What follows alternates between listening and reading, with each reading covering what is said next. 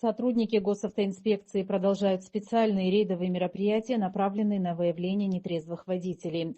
В алкогольном опьянении управляли транспортными средствами. Сифирян Самвел Вартанович, 1976 года рождения, житель Учимчирского района. Гоги Амиран Исидорович, 1972 года рождения, проживающий в городе Сухум.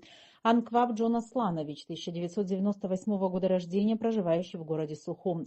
Гамисоня Никита Давидович, 2001 года рождения, житель Сухумского района. Ахмедов Кабуйжан Нарзулаевич, 1977 года рождения, проживающий в городе Гудаута. Тимохина Раиса Геннадьевна, 1985 года рождения, проживающая в городе Гагра. Чимаров Джанил Викторович, 1988 года рождения, проживающий в городе Сухум. Богатели Руслан Эдуардович, житель Чемчирского района. Важаков Дмитрий Сергеевич, 2002 года рождения, проживающий в городе Пицунда. Кожемяк Андрей Михайлович, 1973 года рождения, проживающий в городе Новоафон. Сурин Герман Евгеньевич, 1991 года рождения, проживающий в городе Пицунда. Кабба Алхас Шотович, 1981 года рождения, проживающий в городе Гудаута.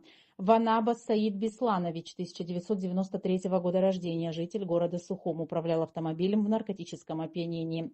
За отказ от медицинского освидетельствования по решению судов подвергнуты административным штрафам 4 водителей. Квицини Азамат Тимурович, 1994 года рождения, проживающий в городе Сухум. Чепия Тенгиз Ишсоевич, 1993 года рождения, также житель города Сухум.